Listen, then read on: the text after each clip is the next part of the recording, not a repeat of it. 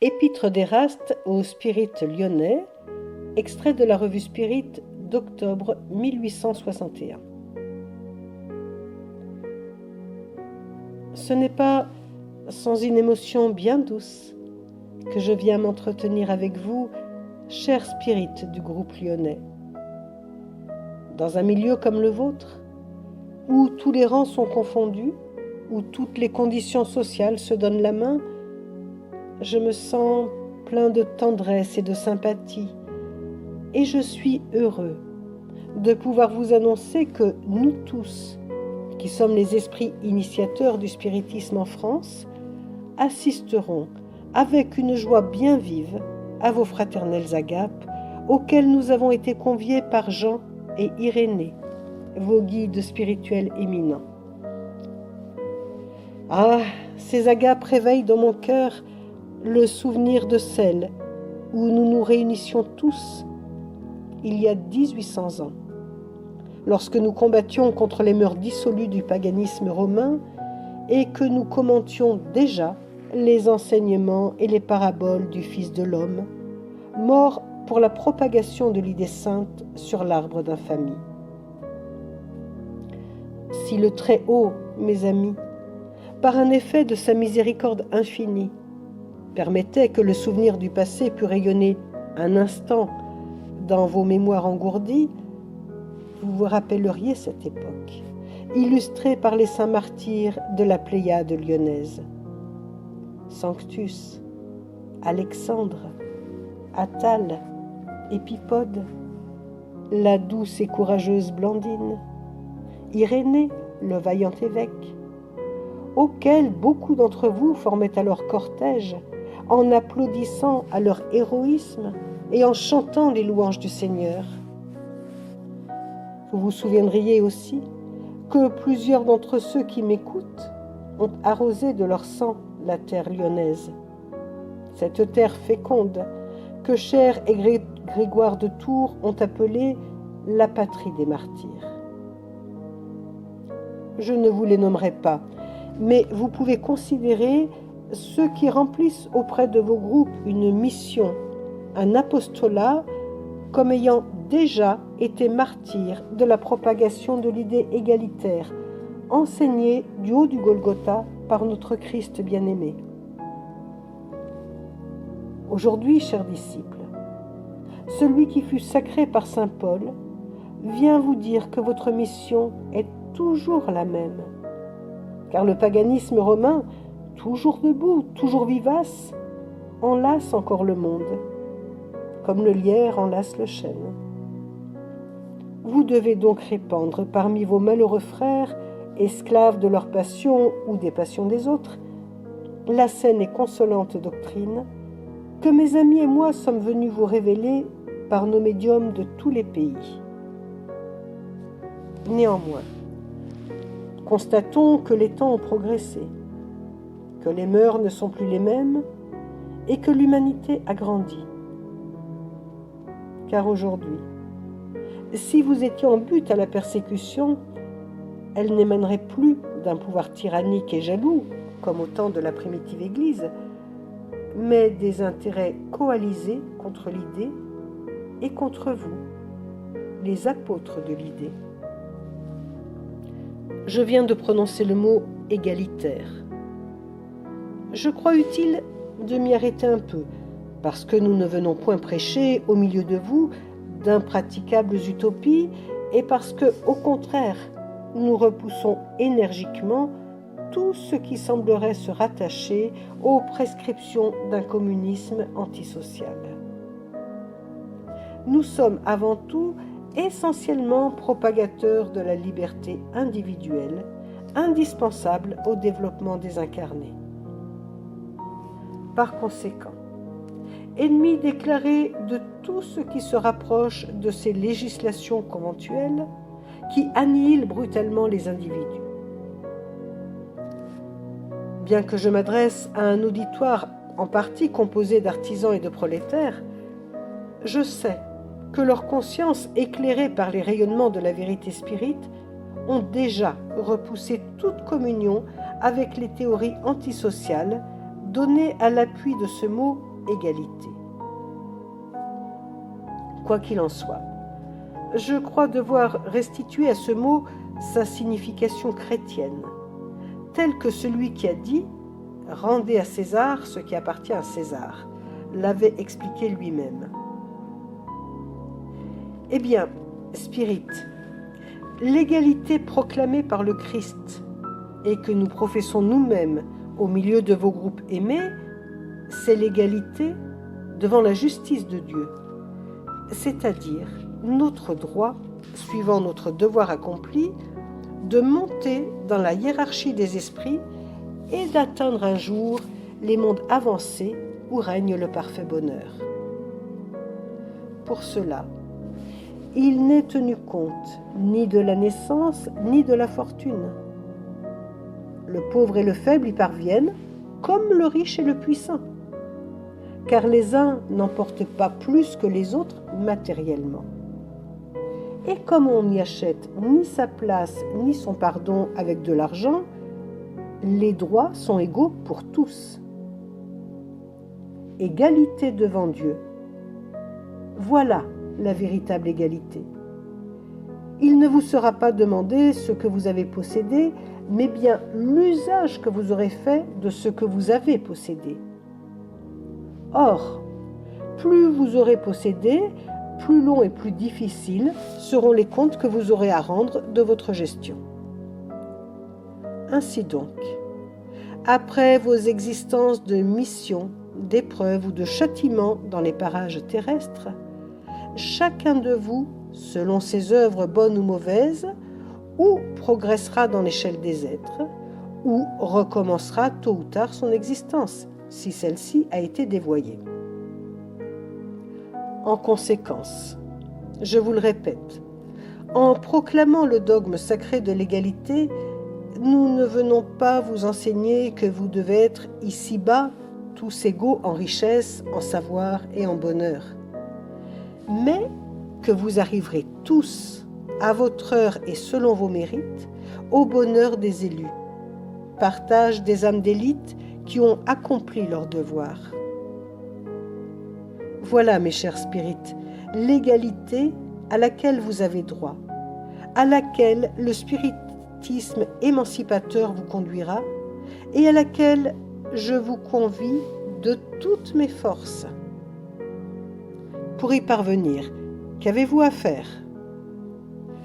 Obéir à ces deux mots sublimes, amour et charité, qui résument admirablement la loi et les prophètes. Amour et charité.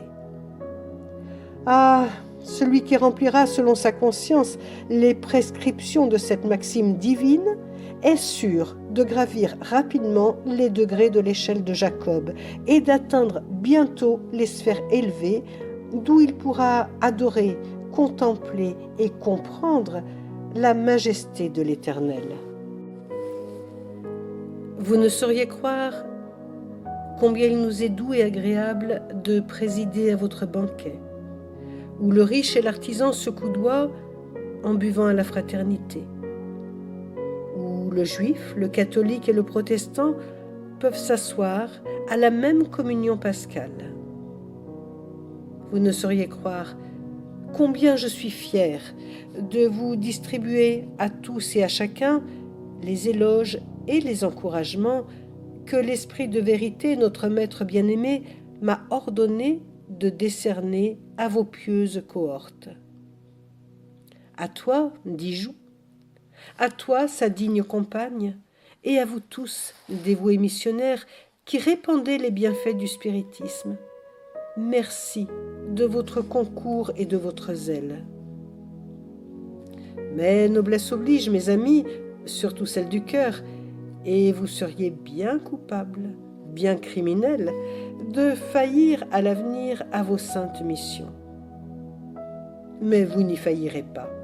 J'en ai pour garant le bien que vous avez accompli et celui qui vous reste à faire.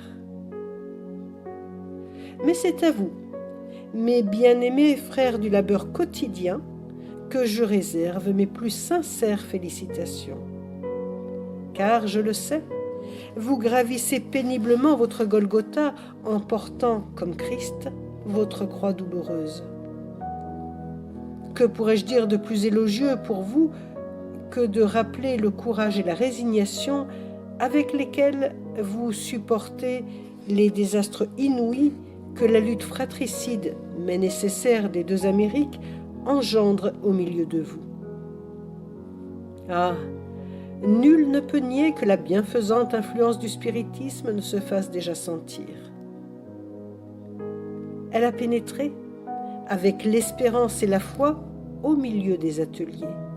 Et quand on se rappelle les époques du dernier règne, où dès que le travail chômait, les travailleurs descendaient de la Croix-Rousse au terreau en groupes tumultueux, faisant présager l'émeute, et l'émeute la répression terrible, on doit remercier Dieu de la nouvelle révélation. En effet, suivant cette image vulgaire dont ils se servent dans leur langage pittoresque, souvent il leur faut danser devant le buffet. Alors, ils disent en serrant la courroie, « Bah, nous mangerons demain. » Je sais bien que la charité publique et particulière s'ingénie et se remue. Mais là n'est pas le vrai remède. Il faut mieux à l'humanité. C'est pourquoi, si le christianisme a préconisé l'égalité et les lois égalitaires, le spiritisme récèle dans ses flancs la fraternité et ses lois. Œuvre grandiose et durable que béniront les siècles futurs. Rappelez-vous, mes amis, que Christ prit ses apôtres parmi les derniers des hommes, et que ces derniers, plus forts que les Césars, ont conquis le monde à l'idée chrétienne. À vous donc incombe l'œuvre sainte d'éclairer vos compagnons d'atelier et de propager notre sublime doctrine, qui fait les hommes si forts dans l'adversité, afin que l'esprit du mal et de révolte ne vienne pas susciter la haine et la vengeance dans le cœur de vos frères que la grâce spirite n'a pas encore touchés. Cette œuvre vous appartient tout entière, mes chers amis. Vous la remplirez, je le sais, avec le zèle et l'ardeur que donne la conscience d'un devoir à remplir.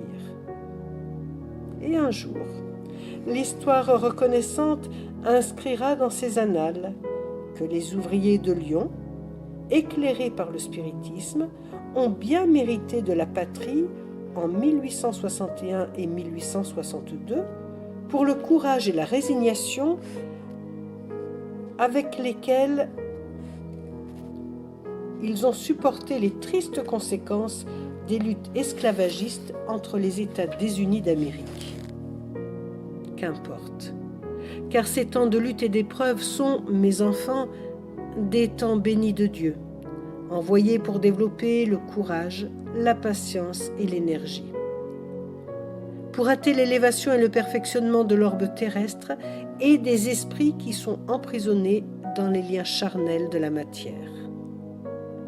Allez, maintenant la tranchée est ouverte dans le vieux monde, et sur ses ruines, vous acclamerez l'air spirit de la fraternité qui vous montre le but et la fin des misères humaines en consolant et fortifiant vos cœurs contre l'adversité et la lutte. Et vous confronterez les incrédules et les impies en remerciant Dieu du lot de vos infortunes et de vos épreuves, parce que celles-ci vous rapprochent du bonheur éternel. Il me reste à vous faire entendre quelques conseils que souvent déjà vos guides habituels vous ont donnés, mais que ma position personnelle et la circonstance actuelle m'engagent à vous rappeler de nouveau. Je m'adresse ici, mes bons amis, à tous les spirites, à tous les groupes, afin que nulle scission, nulle dissidence, nul schisme ne surgisse entre vous, mais qu'au contraire, une croyance solidaire vous anime et vous réunisse tous, parce que cela est nécessaire au développement de notre bienfaisante doctrine. Je sens comme une volonté qui me contraint à vous prêcher la concorde et l'union. parce qu'en cela, comme en toute chose, l'union fait la force, et vous avez besoin d'être forts et unis pour tenir tête aux orages qui s'approchent. Et non seulement vous avez besoin d'être unis entre vous, mais encore avec vos frères de tous les pays. C'est pourquoi je vous adjure de suivre l'exemple que vous ont donné les spirites de Bordeaux, dont tous les groupes particuliers forment les satellites d'un groupe central, lequel a sollicité d'entrer en communion avec la Société initiatrice de Paris qui, la première, a reçu les éléments d'un corps de doctrine et posé des bases sérieuses aux études du spiritisme que nous tous, esprits, professons par le monde entier. Je sais que ce que je vous dis ici ne sera pas perdu. Je me réfère du reste entièrement aux conseils que vous avez déjà reçus et que vous recevrez encore de vos excellents guides spirituels qui vous dirigeront dans cette voie salutaire. Parce qu'il faut que la lumière aille du centre au rayon et des rayons au centre, afin que tous profitent et bénéficient des travaux de chacun.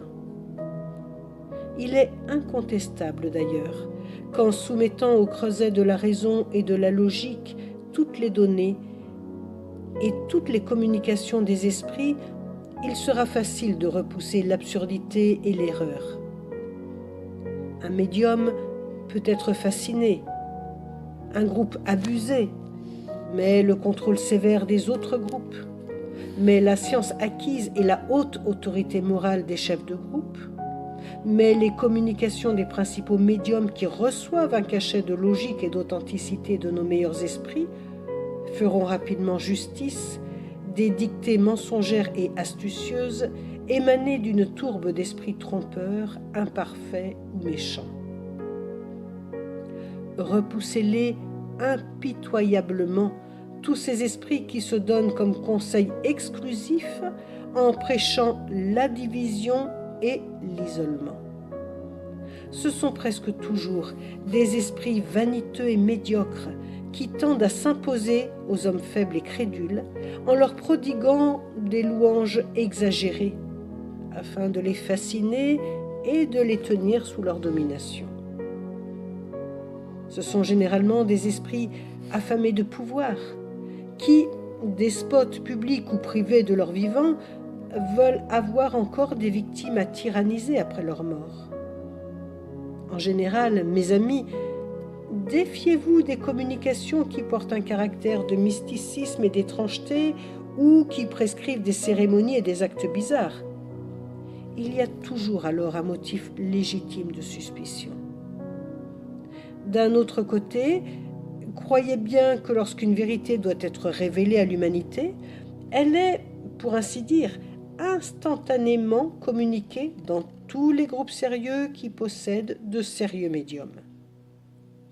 Enfin, je crois bon de vous redire ici que nul n'est parfait médium s'il est obsédé. L'obsession est un des plus grands écueils, et il y a obsession manifeste lorsqu'un médium n'est apte qu'à recevoir les communications d'un esprit spécial, si haut que celui-ci cherche à se placer lui-même. En conséquence, tout médium, tout groupe qui se croit privilégié par des communications que seuls ils peuvent recevoir et qui, d'autre part, sont assujettis à des pratiques qui frisent la superstition, sont indubitablement sous le coup d'une obsession des mieux caractérisées. Je vous dis tout cela, mes amis, parce qu'il existe dans le monde des médiums fascinés par de perfides esprits. Je les démasquerai impitoyablement, ces esprits, s'ils osent encore profaner des noms vénérés dont ils s'emparent comme des larrons, et dont ils se parent orgueilleusement comme des laquais de l'habit de leur maître. Je les clouerai au pilori sans pitié, s'ils persistent à détourner du droit chemin d'honnêtes chrétiens, de zélés spirites dont ils ont surpris la bonne foi. En un mot, laissez-moi vous répéter ce que j'ai déjà conseillé aux spirites parisiens. Il vaut mieux repousser 10 vérités momentanément qu'admettre un seul mensonge, une seule fausse théorie. Parce que sur cette théorie, sur ce mensonge, vous pourriez édifier tout un système qui croulerait au premier souffle de la vérité, comme un monument bâti sur un sable mouvant. Tandis que si vous rejetez aujourd'hui certaines vérités, certains principes, parce qu'ils ne vous sont pas démontrés logiquement, bientôt un fait brutal ou une démonstration irréfutable viendra vous en affirmer l'authenticité. À Jean, à Irénée, à Blandine, ainsi qu'à tous vos esprits protecteurs, incombe la tâche de vous prémunir dorénavant contre les faux prophètes de l'héréticité. Le grand esprit émancipateur qui préside à nos travaux sous l'œil du Tout-Puissant y pourvoira. Vous pouvez m'en croire. Quant à moi, bien que je sois plus particulièrement attaché au groupe parisien, je viendrai quelquefois m'entretenir avec vous et je suivrai toujours avec intérêt vos travaux particuliers. Nous attendons beaucoup de la province lyonnaise et nous savons que vous ne manquerez ni les uns ni les autres à vos missions respectives. Rappelez-vous que le christianisme, apporté par les légions césariennes, jeta, il y a bientôt 2000 ans, les premières semences de la rénovation chrétienne à Vienne et à Lyon, d'où elles se propagèrent rapidement dans la Gaule du Nord. Aujourd'hui, le progrès doit s'accomplir dans un rayonnement nouveau, c'est-à-dire du nord au midi. À l'œuvre donc, Lyonnais. Il faut que la vérité triomphe. Et ce n'est pas sans une légitime impatience que nous attendons l'heure où retentira la trompette d'argent qui nous annoncera votre premier combat et votre première victoire. Maintenant, laissez-moi vous remercier du recueillement avec lequel vous m'avez écouté et du sympathique accueil que vous nous avez fait. Que Dieu Tout-Puissant, notre Maître à tous, vous accorde sa bienveillance et répande sur vous et sur son serviteur très humble les trésors de sa miséricorde infinie. Adieu, Lyonnais, je vous bénis. Eraste.